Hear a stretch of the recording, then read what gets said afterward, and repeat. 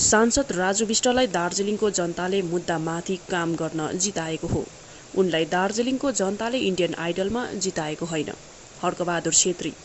Akhil Bharatiya Gorkha league Bharati खेमाको तर्फबाट 1 अगस्तदेखि पार्टीकै केन्द्रीय समिति कार्यालयमा भारतीय जनता पार्टीको दार्जिलिङको सांसद राजु विष्टले जुन मुद्दामाथि कार्य गर्छु भनेर दार्जिलिङको जनताको भोट पाएर सांसद बने, उनले अहिलेसम्म दार्जिलिङको जनताको आकांक्षा अनि मुद्दामाथि भाजपा सांसद राजु विष्टले अहिलेसम्म कति कार्य गरेको छ, त्यसको हिसाब किताब अब जनतालाई दिएको हुनुपर्छ भन्ने माग लिएर अखिल भारतीय गोर्खा लीग भारती खेमाको पार्टीको मुख्य सचिव एसपी शर्माले सुरु गरेको आमरण अनसनको आज 4औं दिन जनआन्दोलन पार्टीका प्रमुख हर्कबहादुर छेत्री पनि कालेबुङदेखि दार्जिलिङसम्म आएर अखिल भारतीय गोर्खा लीग भारती खेमाको पार्टी कार्यालयमा पुगेर आमरण अनसन बसेका एसपी शर्मासँग भेटघाट गरी उनको हौसला बढाउने कार्य गरेको छ।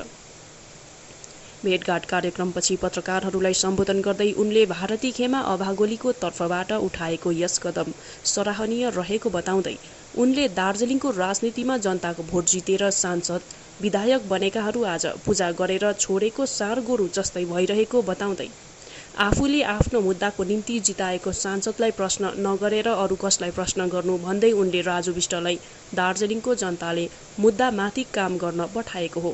उनलाई दार्जिलिङको जनताले इन्डियन आइडल बनाएको होइन भन्दै सांसद विष्ट अनि भाजपामाथि कटाक्ष गरेका छन्। र हामी बुताले भ्याएसम्म जे जति गर्न सक्छौं त्यो गर्नको निम्ति चाहिँ हामी एकदम तयार छौं र यो मनोबल चाहिँ एकदमै घटाउनु हुँदैन, किनभने पहाडमा जुन प्रकारको राजनीति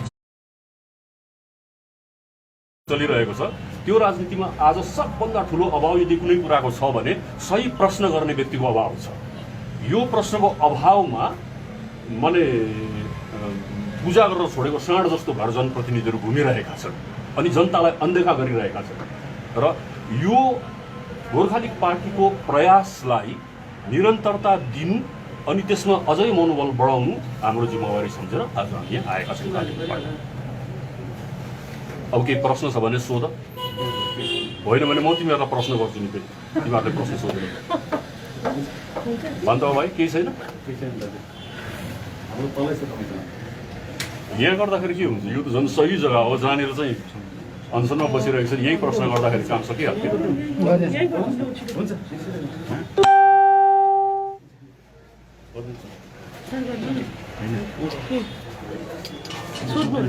यो कतिपय राजनीतिक दलहरूले भन्दैछ जो उहाँ अहिले अनसनमा बसेको छ, जो उहाँको जो माग छ ठिकै छ, तर जो उहाँको स्टेप जो कदम गलत छ भन्ने फेरिको प्रश्न छ, के लाग्छ? होइन त्यसो उनीहरूले भन्नु पऱ्यो नि त सही कदम के हो। अच्छा हजुर, आफूले पनि सही कदम भन्नु सक्दैन, अरूले उठाएको साहस गरेर उठाएको कदमलाई पनि गलत भन्नुको लागि आफूसँग हुनुपर्छ, एउटा विकल्प दिनुपर्छ। तिमीहरूले यो गर्नुपर्ने थियो, गरेनौ, एकैचोटि यसमा गयो भनेर भन न त। अनि जसले प्रश्न गर्दैछ उनीहरूलाई अर्को एउटा काउन्टर प्रश्न के सोध्न सकिन्छ भने उसो भए तिमीहरूलाई सही कदम याद रहेछ अनि किन चुप लागेर बस्छ, सही कदम तिमीहरूको पक्षबाट किन नउठेको, यो पनि त प्रश्न गर्न सकिन्छ। यहाँ त कदम उठाउने कुरा त छैन, जिम्मेवारी पाएको व्यक्तिले आफ्नो जिम्मेवारीसम्म पुरा गर्न सकेको छैन भने त्यो व्यक्तिकोमा प्रश्न गर्ने अधिकार रहन्छ र मलाई लाग्छ प्रश्न गर्ने अधिकार रहँदैन। त्योभन्दा राम्रो काम गरेर देखाउन सक्नेले मात्रै प्रश्न गर्न सक्छ भन्ने मलाई लाग्छ। यो बिजेपीको गठबन्धन दलको नेतृत्वले भन्दैछ जो अहिले यो कोरोना कालको कारणले गर्दाखेरि कति कामहरू हुन सकेको छैन, तरै पनि दार्जिलिङको संसदले उसले आफ्नो जो गर्नुपर्ने बलबुता जो जति छ त्यो मताबिक गरिरहेको छ, तर पनि कुनै माथि एउटा दङ्ग्याउनु, उहाँले यही शब्द प्रयोग छ, दङ्ग्याइरहेको छ भन्ने कुरा आमरण अनसनलाई उहाँले दङ्गाको संज्ञा दिइरहेको छ। के लाग्छ तपाईँ? अब यसमा एउटा कुरा चाहिँ भन्नु है, यदि कोरोना कालको समयमा केही काम गर्न सकिरहेको छैन भने 370 धारा जति कोरोना कालमा कसरी विथड्र गर्यो, 35A काश्मीरमा कसरी विथड्र गर्यो, माग्दै नमागेको लद्दाखलाई युनियन टेरिटोरीको स्टेटस कसरी दियो, अनि यहाँ 2009 देखि उनीहरूको घोषणा पत्रमा लेखिएको चिज कि हामी समाधान गर्छौँ भनेर 9 मा लेख्यो, 14 मा लेख्यो, 19 मा लेख्यो, अनि हामीलाई सांसद राजु विष्टसँग भन्नु केही छैन, किनभने सांसद राजु विष्टसँग दार्जिलिङको जनताले या यहाँको राजनैतिक दलहरूले गठबन्धन गरेको होइन। गठबन्धन गरेको बिजेपी पार्टीसँग हो। त बिजेपी पार्टीलाई चाहिँ कसले रोकेको छ?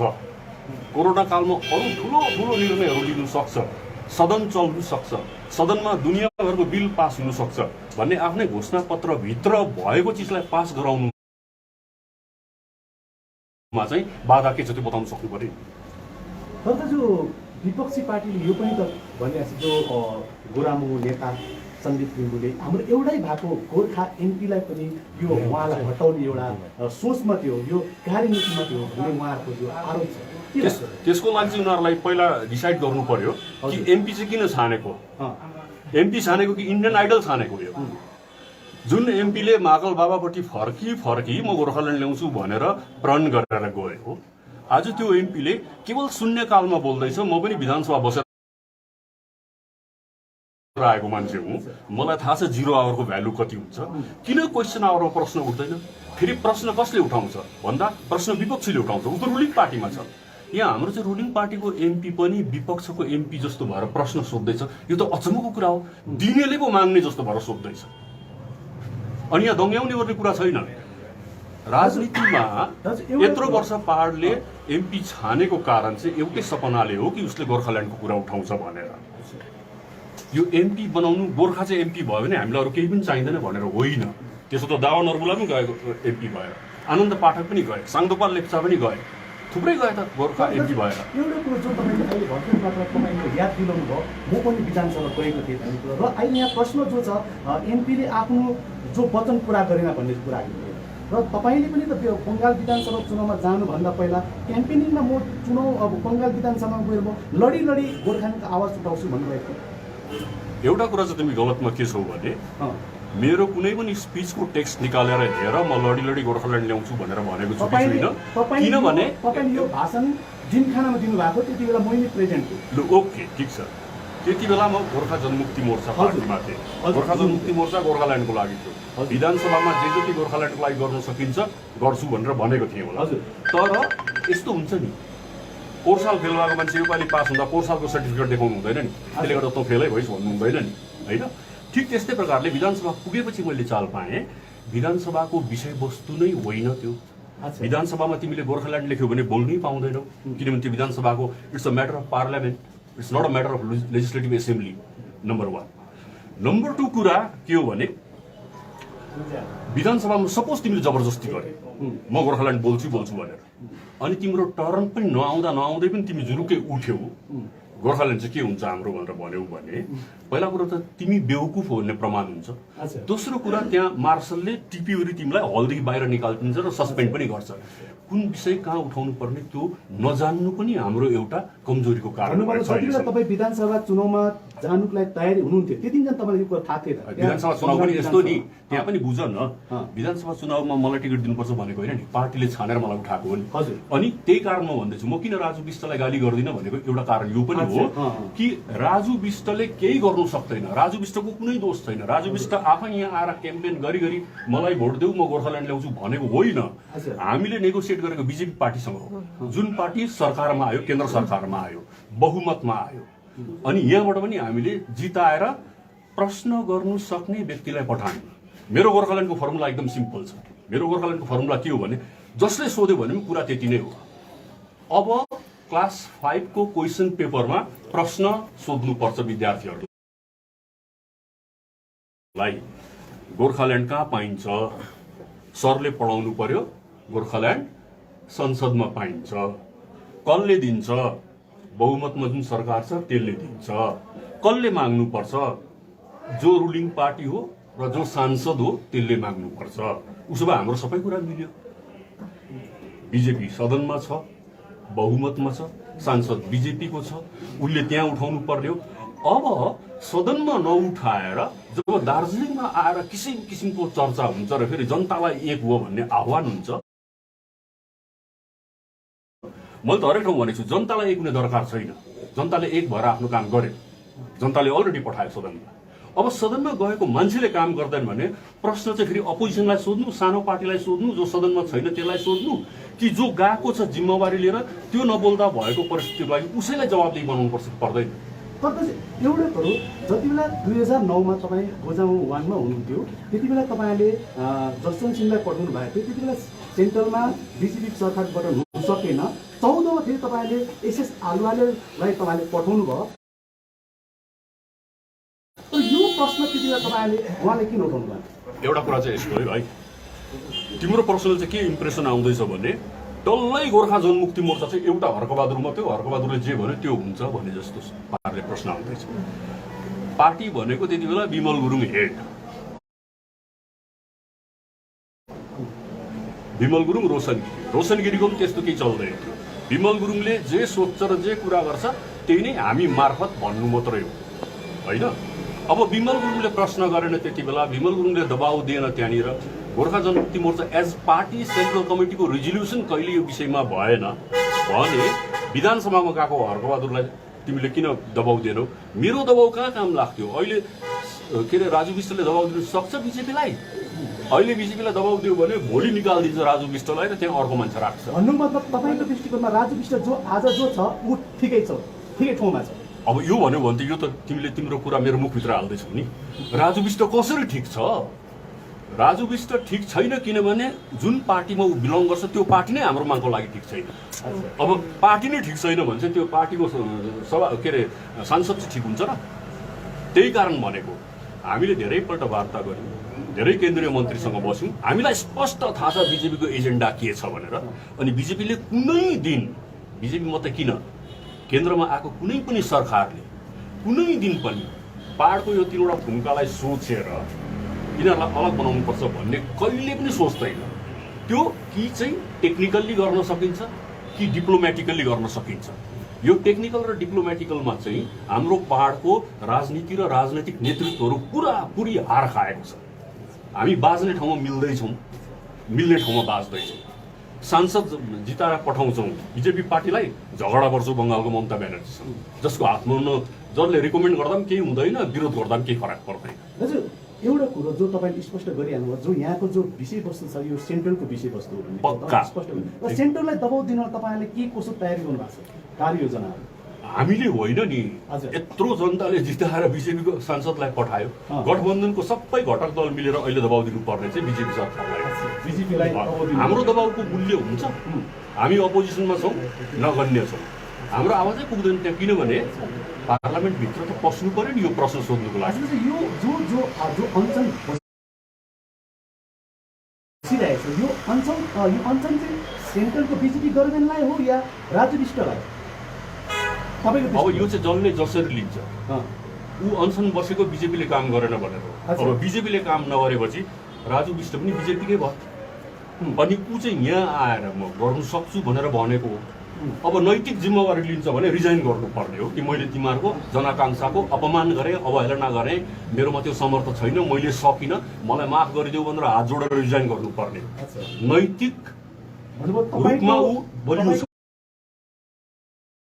डिमान्ड पनि उहाँले रिजाइन दिनुपर्ने। मेरो डिमान्ड भनेको होइन, मैले परिस्थिति जे छ त्यो परिस्थिति अनुसार चाहिँ ऊ एउटा जेन्टलम्यान हो भने जनताको आकाङ्क्षा पुरा नगरेकोमा उसले जनतालाई माफ मागेर राजीनामा दिनुपर्ने।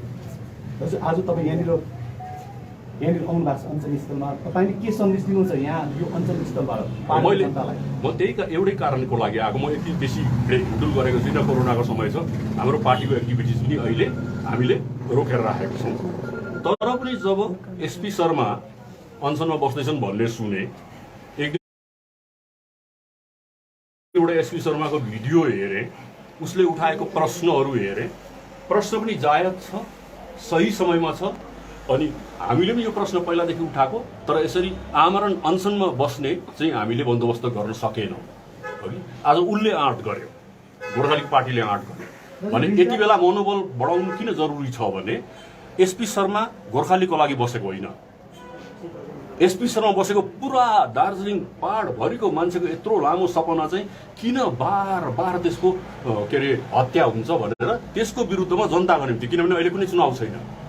यदि चुनावको छेउछाउ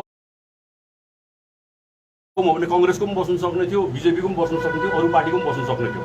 आज चुनाव केही छैन। एउटा नर्मल टाइममा जब एउटा व्यक्तिले ज्यानको बाजी लगाएर जनताको आकाङ्क्षाको पुरा गर्छ भने हाम्रो नैतिक दायित्व हुन्छ त्यहाँनिर गर्नलाई समर्थन गर्ने। र एसपी शर्मा हार्यो भन्ने यो चाहिँ मुद्दा पनि हारेको हुन्छ कि दार्जिलिङको मान्छे बगम फुसेछ, भिडलाई विश्वास गर्छ, सही कुरा जान्दैन, बुझ्दैन, सही समयमा कदम उठाउँदैन भन्ने एउटा रङ मेसेज जान्छ। त्यो हुनु नदिनुको लागि पनि हाम्रो यहाँ आएर उहाँहरूको मनोबल बढाउनु जरुरी थियो। त्यसले गर्दा जस्तै रिजाइन भन्दैछ, रिजाइन भएर के समाधान हुन्छ? रिजाइन हरेक सिस्टम छ आफ्नो ठाउँमा, देशभरि रिजाइन भएर बाई इलेक्सन हुँदैछ, फेरि बाई इलेक्सन हुन्छ। अनि यस्तो नि, अब तिम्रो चक्का पङ्चर भएको छ हो कि, यो खोलेर के अल्टरनेटिभ छ भनेर भन्यो भने त गाडी चल्दैन नि, होइन त? कि अर्को गाडीमा चढाएर भए पनि कसैलाई ग्यारेजसम्म पुर्याउनु पर्यो, नयाँ चक्का लगाउनु पर्यो, होइन यही चक्का नै एक दिन ठिक हुन्छ भनेर पर्खेर बस्ने त समय छैन नि त। तर आज 4 दिन भइसक्यो, तर बिजेपी पट्टि पर दार्जिलिङको बिजेपीले केही यसको विषयमा एउटा वर्ड पनि बोलेको छैन। राजु विष्टले पनि एउटा वर्ड बोलेको, त्यसमा त के भन्नु? त्यसमा चाहिँ यस्तो नि, त्यहाँबाट बुझिन्छ बिजेपी एउटा डिसिप्लिन पार्टी हो। जबसम्म दिल्लीबाट कुनै इन्स्ट्रक्सन आउँदैन यिनीहरू बोल्दैन, नम्बर 1 चिज। नम्बर 2, यो यस्तो ढिट पार्टी हो, यसले आफ्नो गल्ती कहिले स्वीकार गर्दैन। आज दिल्लीको आँगनमा पुगिरहेको छ किसानहरू, 300 जना भन्दा बेसी मान्छे मरिसक्यो।